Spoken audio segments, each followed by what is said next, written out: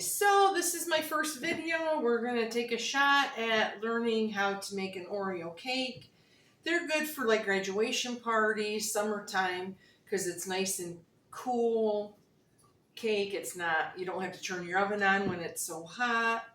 I forgot to introduce myself. I'm Grandma T, Grandma T's Kitchen. That's the name, right? Okay, so as all we do, we get the 9x13. And we're just going to spray the bottom of it, just a light coating so it doesn't stick. Set that aside. Going to get, these are the twist and shouts. They're a little cheaper than Oreos. So I guess you could call it a twist and shout cake. But sometimes if Oreos are on sale, we'll do the Oreo cookies. So I just put them in the food processor and process them up into little bits, because that's going to be your bottom layer. That's going to be your crust, and so I just load it up. Usually I do it in 2 batches just so you don't get it all plugged up or whatever.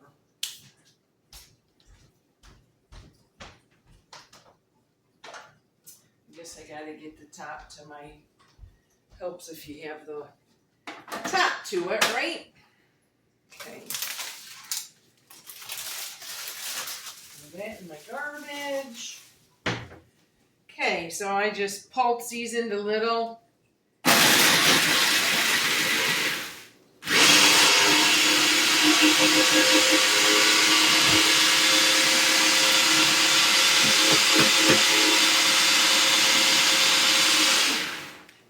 Want them fine. If you want the chunks in there, you can. I just kind of like pulverize mine, just because that's how I do it.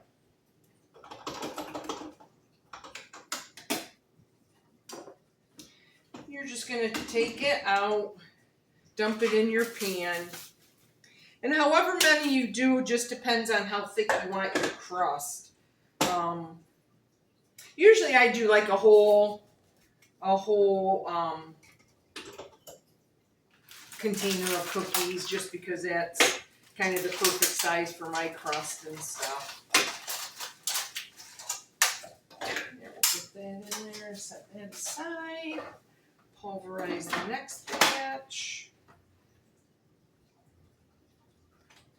You know what, I don't think I need that. We'll put that in the sink.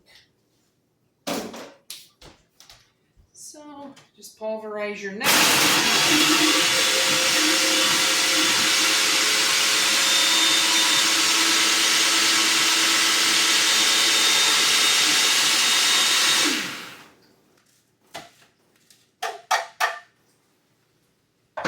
And like I said, it doesn't matter if you got like big chunks of cookies in there. Now is what we also have to do. We want to save a little bit, like in a bowl, to sprinkle on the top when we're done. On our last little container. So I'll take those. And it's only got to be like a half a cup, just enough to sprinkle on the top when you're done. So I'm just going to set those aside. Okay. And yes, I did wash my hands. So any of you guys that say, oh my gosh, I did wash my paws. Okay, so now what we're going to do, set that aside. We're going to take our butter, a half a stick of butter. That's just going to go on your crumbs to make it stick together. So when you cut it,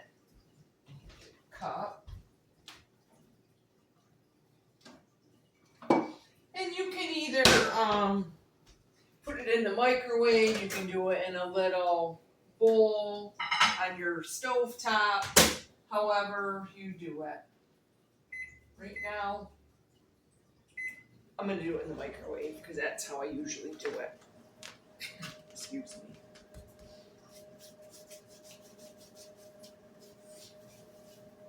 We'll just wait a few seconds. And if you want, you can put it on the stove and do that while you're crunching up your cookies. It doesn't matter, however. So while that's melting, we can get maybe going on our second layer. So the second layer is going to be your cream cheese filling.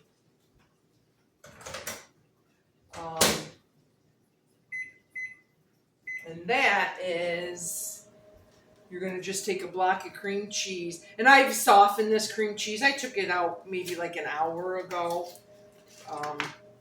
Because I like to whip this a little bit first to get it real creamy and get the chunks out of it and stuff. So this is going to be our next layer. So just going to plunk that. And I use my KitchenAid because I love my KitchenAid. So we put that right there. And we can, I guess I should have got all this stuff around.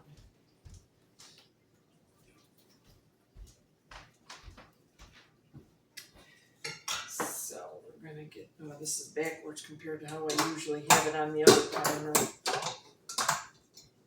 Okay. And like I said, I just like to give this a good whipping before I add my other stuff in it, just because I like the chunks out of it. And I'm using the whisk part of it. So let's move that aside. We're done with. Everything's backwards because I usually have it on the other counter.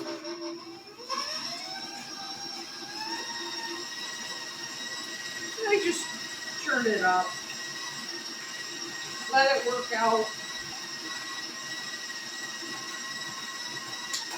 Oh, our butter's done.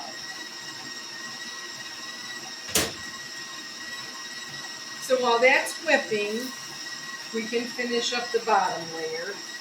Kind of multitasking, right? So I just put the butter all over inside of this. And if you want, I guess you could just mix the butter right in with it in a dish or something and just pat it like you would a graham cracker crust or something. But this is how I choose to do it, so however you want to do it. And I just mix it around just to get the butter everywhere, so get it all incorporated. And you can do it in a bowl. It's just your preference how you like to do it.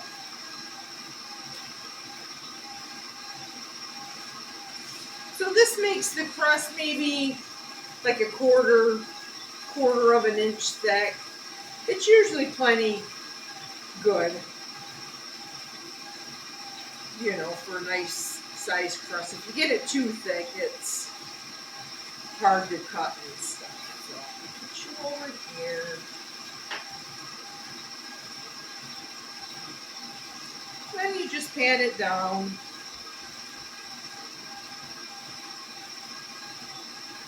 Okay, once you get that all patted down,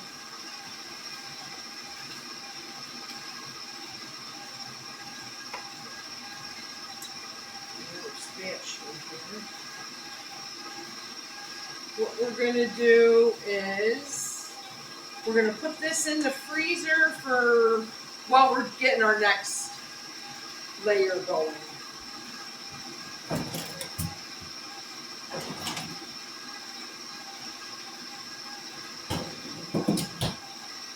And that just hardens up the butter.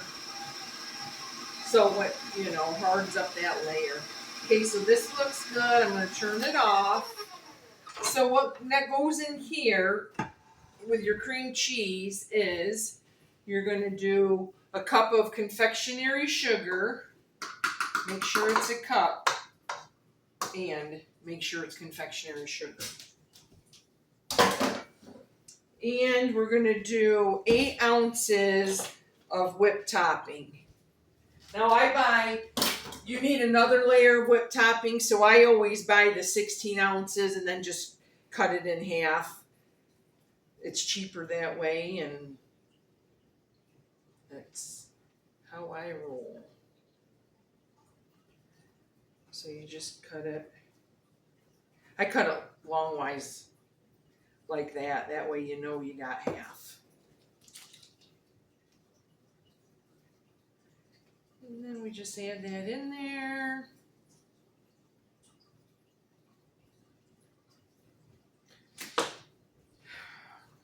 Raise her up. Give it a good mix in.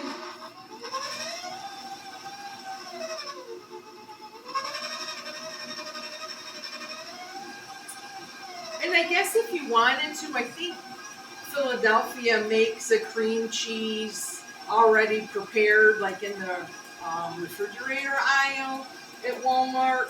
I suppose you could use that. So I like to really whip this up. I like to get all the chunks and makes it nice and creamy and smooth.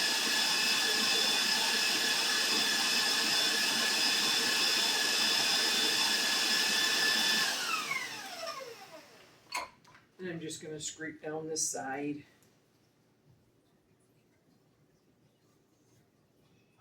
Just to get all the stuff off the side, get that incorporated. And we'll give her just another finishing little whippy whip. Like I said, this is really good for like a graduation party, you know, all your anniversary parties, baby showers, especially when it's so hot and nobody wants to cook. All right, that's probably good enough. So then we're just gonna take this out, and it's just gonna be beaten like that. Just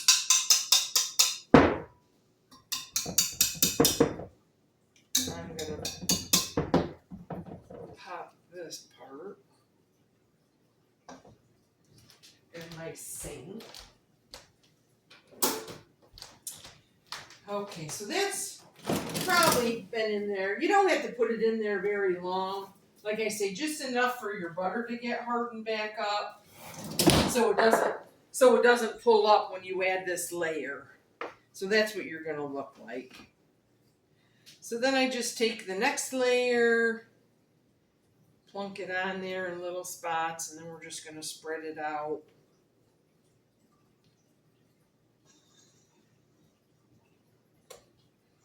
Try to get the bowl as, you know, cleaned up as I can, because I'm gonna use this for our next layer. And that next layer is just gonna be some chocolate pudding.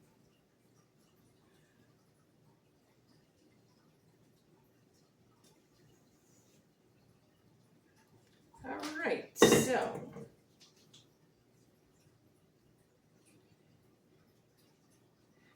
and actually you can use a spatula for this, or I don't know what these are called, but I'll get one. Can't remember what they're called for the cakes. Oh yeah, this works good. Can't remember what they're called for the cakes, those spatulas that have the kinkerdoodle in them.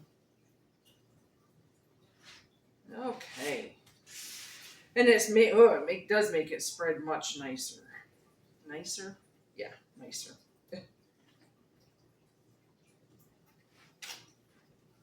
All right, this is looking good.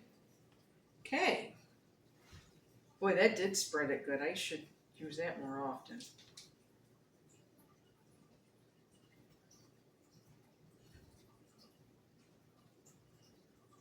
Okay. So this is what you're going to end up with now. We're going to shove that aside. I do my pan. It's not going to hurt. You don't need to use clean pans every time, like if you're multitasking. Okay, so for your next layer is going to be your pudding layer. I have two 3.9, I believe they're 3.9. Yep, 3.9 ounces of instant chocolate pudding. You just make sure you get all the good stuff in there, right?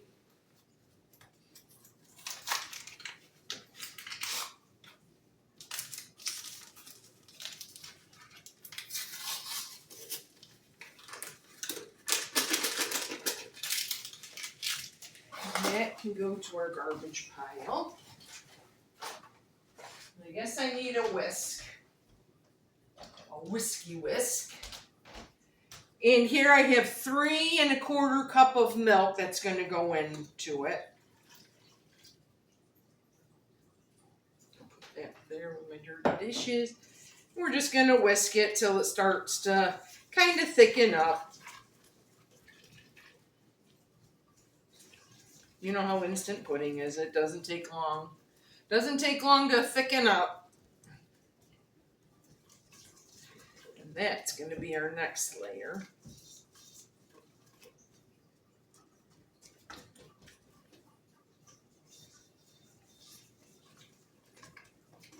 Yeah, she's already getting nice and thick. Okay. So this, see, it's just, I don't know. You know how pudding is, right? Okay. So we bring this back over here. And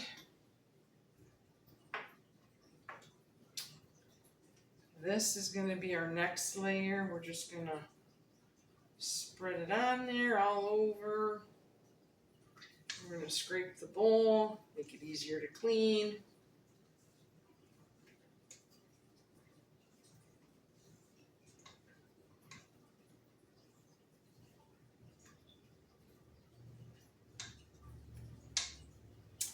I got to make, so this is one for, I'm going to make one for the neighbors. And then I got a graduation party to go to tomorrow. I'm going to take one. My nephew always has me make these for his birthday, and his birthday's on the 4th, so I just made one last weekend. And you just spread it. There's always plenty enough when you're spreading it to make it nice. A nice layer.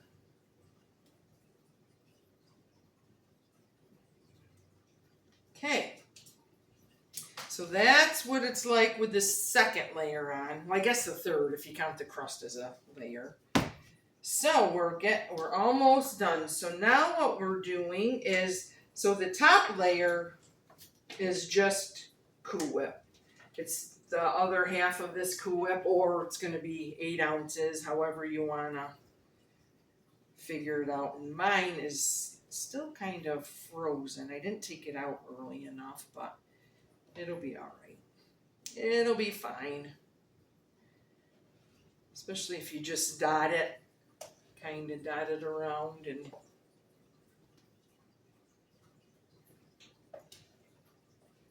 now these are my family's favorites. Every time somebody has a birthday, they always get a choice of what kind of cake. And usually it's Oreo cake. Now I do, usually they've suckered me into, a while back, I have a son that loves my pistachio cake.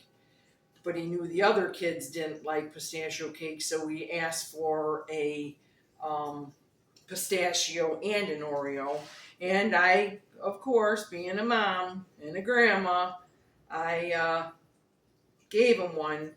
So then that was everybody started wanting the pistachio and an Oreo for their birthday. So it was a 2-cake birthday for everybody, which is fine. And I will do a pistachio cake video because this is my first video, so I'm gonna have, gonna have to twink it a little bit and Whips is still a little frozen, so you just got to be careful so you're not pulling up the pudding layer. But like I said, there's always enough ingredients to cover the last layer.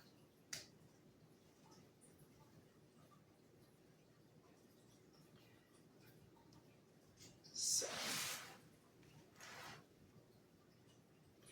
just gotta work it a little bit and get it spread out.